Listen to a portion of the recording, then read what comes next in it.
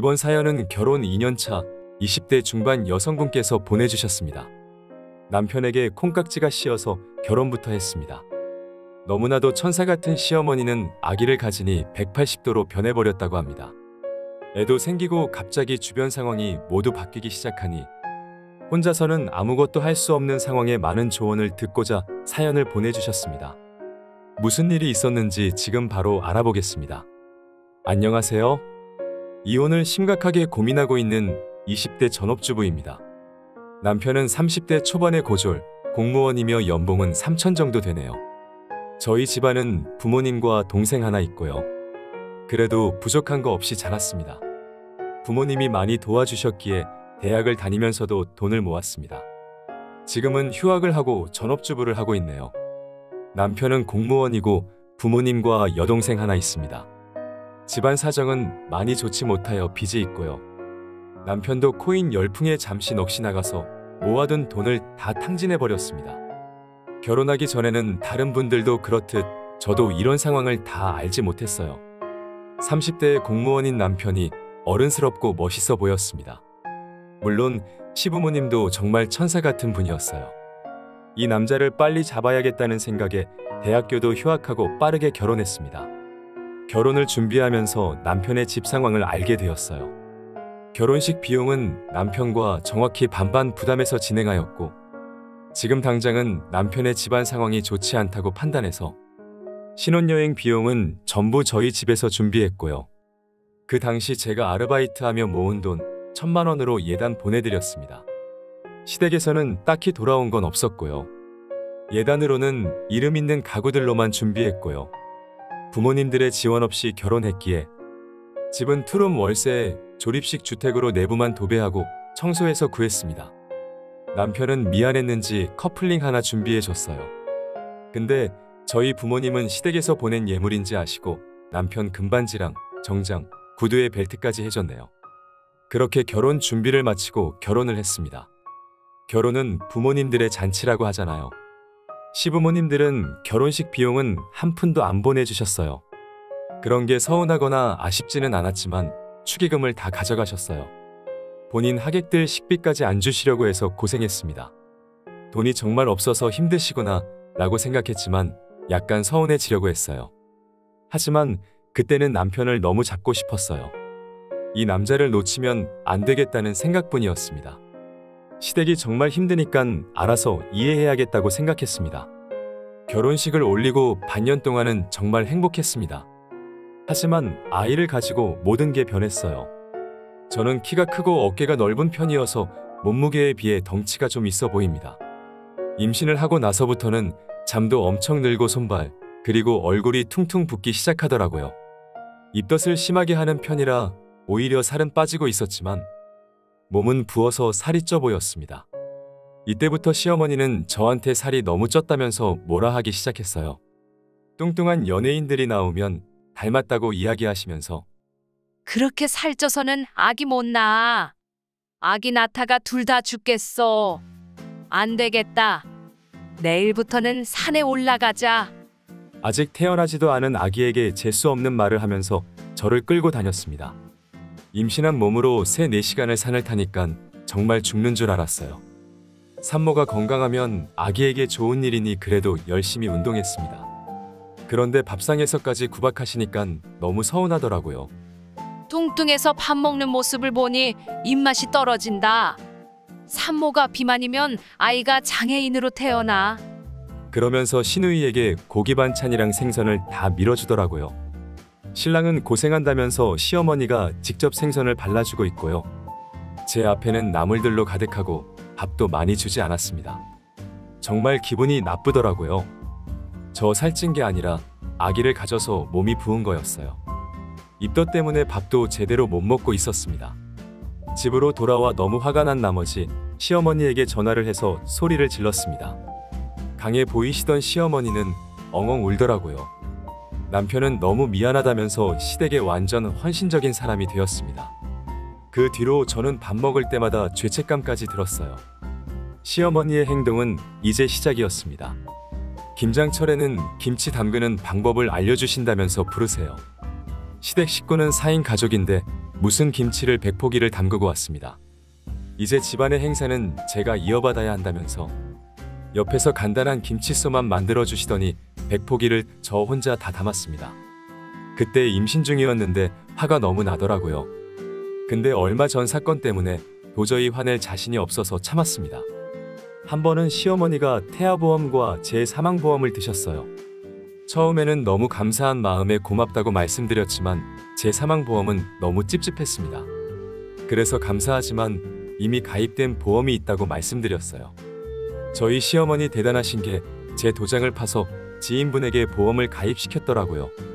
보험회사에 가입하신 게 맞냐고 전화와서 알았습니다. 보험 중개인이 먼저 전화와서 시어머니랑 이야기 끝났으니까 가입한 게 맞다고만 이야기하더군요. 저도 모르게 제 사망보험과 태아보험이 가입됐어요. 그리고 3달 정도 보험금이 납입이 되었을 때 저보고 내라고 하시더군요. 내가 싫다고 해도 다 필요한 거야. 그러니까 이제는 네 보험 네가 감당해. 어이가 없어서 보험 중개인에게 전화를 걸어 해지하려고 했습니다. 그런데 이미 한 달치 보험금을 설계사가 대신 내줘서 1년은 유지해야 된다고 하더라고요. 진짜 아무것도 할 수 없었습니다. 행복하던 결혼 생활이 임신을 하고 나서부터는 지옥이었습니다. 나쁜 일은 항상 한 번에 찾아오고 힘든 일은 감당할 수 없을 정도로 크게 오는 건가요? 갑작스럽게 제가 맹장이 터져서 맹장 수술을 받아야 하는 상황이었습니다. 친정가족들이 때마침 해외여행을 나간 상태였고 남편 역시 올 수 없는 상황이었어요. 그래서 급하게 시댁 근처 대학병원으로 갈 수밖에 없었습니다. 수술을 하려면 보호자가 필요하다고 병원에서 이야기했고 저는 어쩔 수 없이 시댁으로 전화드렸습니다. 어머님, 죄송하지만 대학병원으로 잠깐 와주시면 안 되나요? 제가 맹장이 터져서 급하게 수술하게 되었어요. 보호자가 지금 없어서 급하게 부탁드려요. 하지만 시어머니는 한참 있다가 오셨습니다. 저는 너무 아프고 응급수술이 당장 들어가야 하는 상황이었는데 늦게 오신 시어머니는 저를 째려보시더니 담당 의사에게 수술비부터 물어보는 겁니다. 저랑 담당 의사는 당황했습니다. 담당 의사가 화를 내면서 비용에 관한 이야기는 조금 있다가 하시고 일단 수술부터 해야 하니까 어서 사인하라고 호통치고 나서야 수술에 들어갈 수 있었습니다. 아픈 상황에서도 그 모습을 보고 있으니 마음의 병이 오는 것 같았습니다. 수술을 마치고 병실로 돌아가니 아무도 없었습니다. 세상에 혼자 남겨진 것 같은 기분이 들더군요. 남편은 자가격리가 풀려서 이틀 뒤에 왔고 이틀 내내 길에 아무렇지 않게 버려진 강아지 같았습니다. 그래도 남편을 보고 있으니 마음이 풀리는 것 같았죠. 그런데 시어머니는 저를 감시하고 있는 것 같았어요. 아프다면서 남편을 시댁으로 갑자기 부르시는 거예요. 남편을 본 지 몇 시간도 안 됐지만 남편은 시댁으로 갔습니다. 그리고 시어머니에게 전화가 왔습니다. 우리 아들 많이 피곤한 것 같으니까 오늘 혼자 자라. 후유증 때문에 아직 몸이 안 좋은 것 같아서 여기서 푹 쉬고 갈 거다. 전화를 끊고 너무 열받았습니다. 이제 사망보험을 들었다고 사람 취급도 안 하는 것 같았어요. 너무 외롭고 화가 나니깐 아무 말도 안 나오는 거예요. 그냥 아픈 몸으로 침대에 누워서 하루 종일 조용히 울었습니다. 그렇게 시간을 흘러 임신 막달이 다가오면서 친정에서 출산 준비를 했어요. 시댁에서는 아무 신경도 쓰지 않고 연락이 점차 줄어들기 시작했습니다. 그런데 갑자기 임신 35주였을 때 아기가 나오려고 했어요.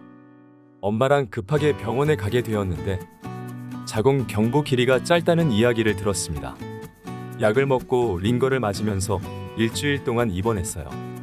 조산 위험이 있어서 아기가 곧 태어날 수도 있다고 했습니다. 병원비가 100만 원 정도 나왔는데 엄마가 다 냈어요. 배를 만지면서 아기한테는 조금만 늦게 나와달라고 부탁했어요. 그러다가 어느 날 갑자기 시어머니에게 전화가 왔습니다. 저랑 아기에 대한 이야기일 줄 알았는데 암에 걸렸다고 하시더라고요. 저희 아버지는 사회적 지위가 있으신 분이어서 수술이 가능한 큰 병원을 급하게 알아보더라고요. 아버지는 최대한 빠른 수술 날짜로 잡아 도움을 주셨습니다. 시어머니에게도 전화를 드렸는데 결국 다른 병원으로 예약 잡으셨더라고요. 알고 보니 제가 입원하고 아기를 낳을 시댁 근처 대학병원이었습니다. 시어머니는 당연히 저랑 같은 대학병원인 걸 알고 계시고 조산으로 입원 중인 것도 아시는데 저랑 비슷한 날짜에 수술을 잡아 놓으신 거예요. 어쩔 수 없이 날짜가 다가오기 시작해서 병원에서 수술을 받기 시작했습니다. 시어머니도 같은 날짜, 같은 병원에서 수술을 받으셨고요. 수술을 들어가면서도 불안했어요. 그날처럼 눈을 뜨고 나면 아무도 없을 것 같아서요. 역시나 수술을 마치고 오니 남편은 없었어요. 부모님만 오셔서 아기를 보고 있었습니다. 엄마가 신랑한테 사돈에게 가보라고 이야기했다면서 남편이 아기 얼굴은 보고 갔다고 했습니다. 아기를 출산하고 병원에서 3일 정도만 있을 수 있었습니다. 남편은 보호자 대기실에서 같이 있어줬어요. 보호자 대기실은 한 명밖에 있을 수 없었기에 남편은 손님이 오시면 대신 응대해 주었습니다. 3일째 되는 날에 아기 모유 수유를 하기 위해서 신생아실로 가게 되었습니다. 신생아실 앞에서 시댁 가족들이 있었어요. 남편과 시아버지 그리고 시아버지 친척분들이 계시더라고요. 인사를 드리고 신생아실 앞에서 아기를 보는 시간이 있었습니다. 남편 가족분들과 아기를 보고 있는데 시누이가 한마디 하더라고요. 어쩜 저렇게 이쁘게 생겼을까? 오빠 어렸을 때 사진이랑 너무 똑같이 생겼다. 언니 안 닮아서 정말 다행이야. 옆에 있던 시댁 친척분들은 저를 보시면서 민망한지 아무 말도 못하고 있는데 시어머니는 저를 보시면서 웃으시더라고요. 그래 하나도 안 닮아서 다행이다. 우리 아들 닮아서 순하고 이쁘게 생겼네. 아기를 낳고 처음으로 만난 시댁 식구들이었습니다. 그런 소리를 들은 저는 아무것도 못하고 얼굴을 붉히고 있는데 간호사가 모유 수유해야 하니까 들어오라고 하더라고요. 그래서 혼자 방 안으로 들어가서 아기를 안았습니다. 너무 작고 따뜻하더라고요. 정말 너무나도 작아서 조심스러웠습니다. 아기를 안고 있으니 너무나도 마음이 편안해졌습니다. 모유 수유를 마치고 남편이랑 병실로 올라왔어요. 그리고 가볍게 말다툼을 했고 퇴원을 했습니다. 퇴원하는 날 시댁 식구들은 코빼기도 안 보이더군요. 오히려 시어머니 병실로 제가 인사드리러 갔습니다. 그 후에 산후조리원으로 이동하지 않고 친정집에서 쉬기로 했어요. 요즘은 자연분만의 경우에는 1에서 2주 정도 휴식을 취하고 제왕절개의 경우는 2에서 3주 정도 휴식을 취한다더라고요. 그래서 3, 7일 정도 친정에서 엄마와 아기랑 같이 휴식을 취하고 있었습니다. 남편은 아기를 엄청 좋아하더라고요. 3주 정도 행복한 시간을 보내고 있었는데 시아버님 전화가 왔습니다. 너희 엄마 수술한 지 얼마나 됐다고 한 번을 안 찾아오는 거냐? 살아있을 때 잘해야지. 관심조차 안 가지니까 너희 엄마 아프시다. 남편은 죄 지은 사람처럼 죄송하다고 저도 죄송하다고 전화를 드렸어요. 그래서 아기와 함께 시댁으로 가서 지내기로 했습니다. 역시나 시댁에 가서는 사람 취급도 못 받았습니다. 오자마자 처음 들은 말이 축하한다가 아니라 살 좀 빼라는 이야기였어요. 낮 동안에는 아기한테 손도 못 댔습니다. 모든 게 빼앗긴 기분이었어요. 저희 아이는 아직 밤낮에 적응을 덜한 상황이어서 밤에 자는 편이었는데 새벽 내내 아기를 보살펴서 아침에 겨우 재워놓으면 신우는 일어나서 자기 아기인 마냥 꼭 껴안더라고요. 그러면서 밥 먹을 시간이라며 아기를 억지로 깨워서 밥을 먹여요. 방금 잠든 아가는 자고 싶어 하는 것 같았는데 억지로 먹다가 울고 토하고 불쌍합니다.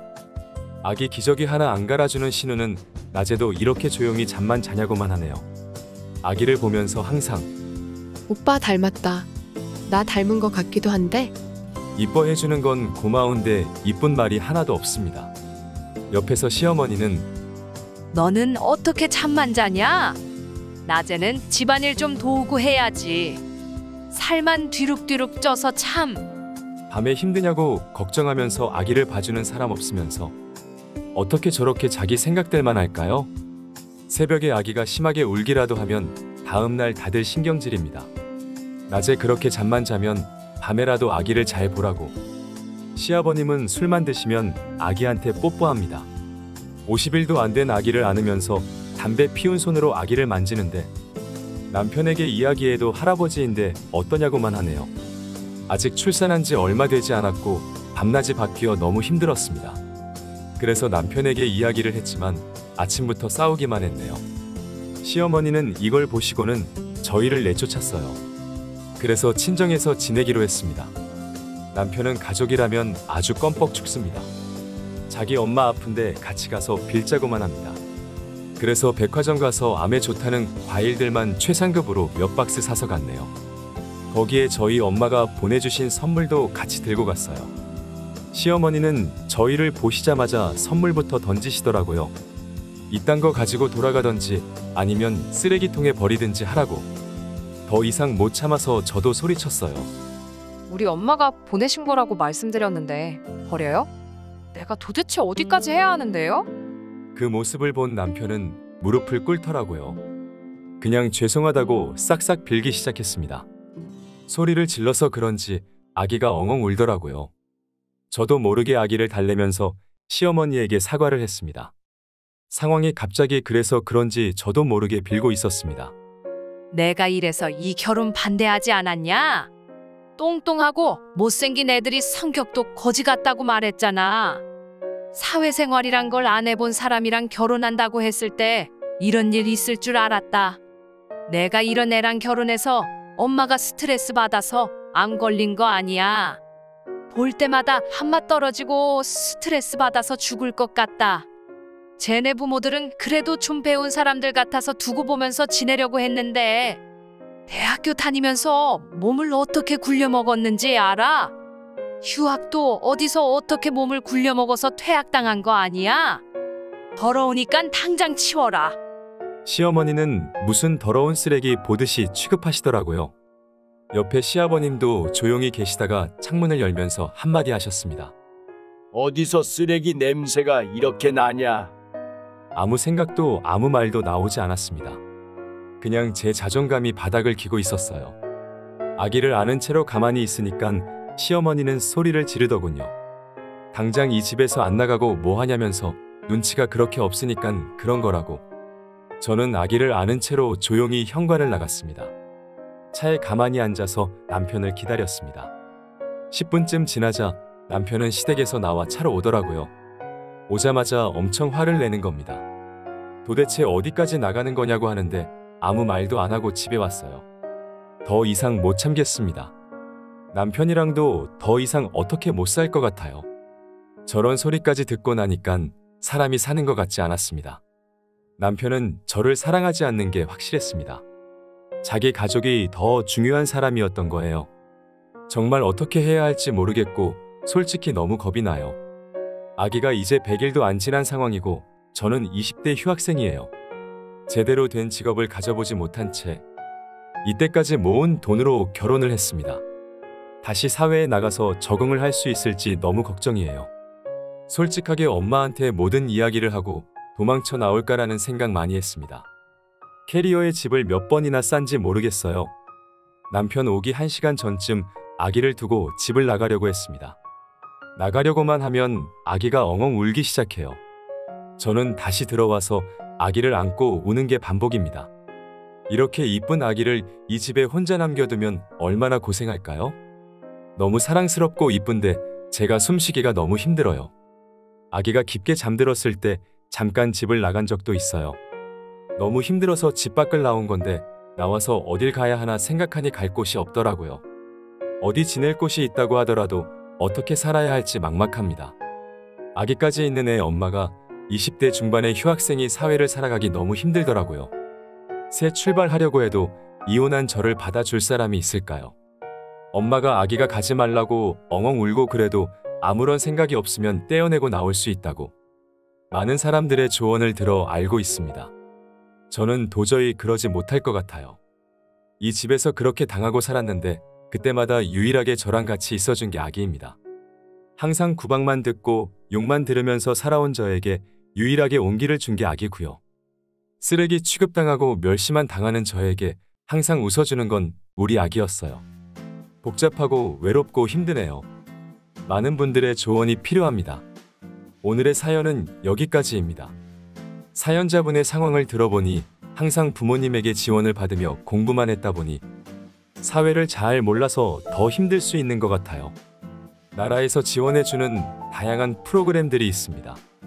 충분히 나와서 아기와 행복하게 살거나 사연자분이 살아갈 정도는 해결될 것 같아요. 다만 직업에 대해서만큼은 사연자분이 고민하셔야 할 것 같습니다. 다른 많은 조언이 있으시다면 댓글로 부탁드립니다. 오늘의 사연은 여기까지입니다. 사연에 관한 다양한 댓글 남겨주세요. 그리고 신청하실 사연이 있으시다면 아래에 메일 주소로 보내주시면 사연 제작을 도와드립니다.